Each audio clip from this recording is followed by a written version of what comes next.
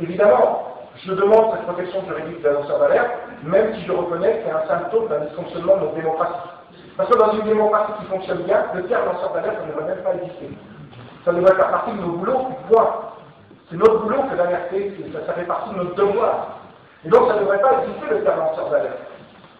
Et en revanche, on ne devrait pas avoir non plus besoin d'une protection juridique des lanceurs d'alerte, mais on devrait pouvoir mettre en place un statut, un chef d'accusation de taiseur, de couvreur d'alerte.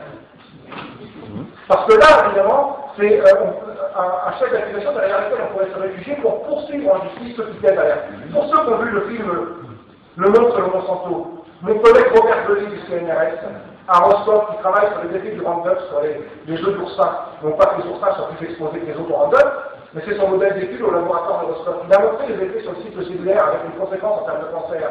Il a dit qu'il faut que j'alerte le plus grand nombre parce que le moindre jardinier du dimanche a une bouteille de Roundup sur son étagère au fond du jardin. Alors il est allé voir le CNRS, les instances parlementaires pour alerter. Que lui a dit le CNRS? C'est dans le film, c'est pas un scoop. Il lui a dit non, on n'alerte pas parce qu'on va faire une mauvaise publicité aux OGM. On devrait pouvoir poursuivre le CNRS pour avoir couvert l'alerte. Donc voilà, notre démocratie est ainsi faite, notre société est ainsi mal faite, on est, au lieu de calmer l'hémorragie, eh bien on va mettre des compresses stériles sur la tête, c'est mieux que rien. Et donc c'est cette compresse stérile qu'on demande avec le statut lanceur d'alerte. Alors simplement j'en profite pour vous dire, je terminerai là-dessus, que le 25 juin prochain, donc pas mercredi là mais l'autre, une manifestation nationale est organisée pour me soutenir. Donc elle aura lieu sur le campus d'Orsay, rassemblement à 10h30 du matin devant le campus. Il y a des tracts qui vont diffuser dans les réseaux, qui diffusent déjà avec le plan d'accès au campus, etc.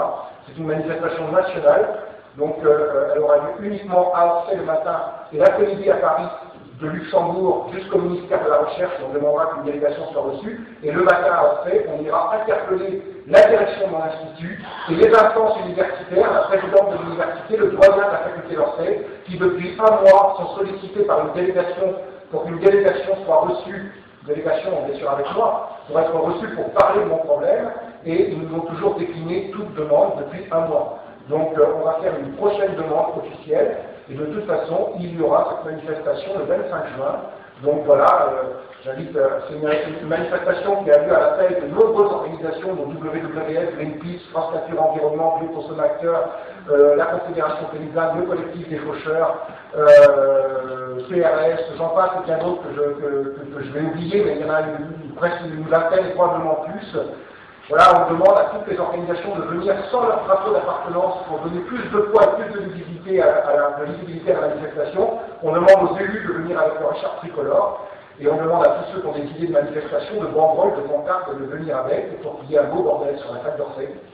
Voilà, donc j'espère qu'on sera nombreux, non seulement pour défendre mon cas, mais au-delà de mon cas, pour demander qu'il y ait une véritable traduction politique de la nécessité donc d'une protection juridique des lanceurs d'alerte.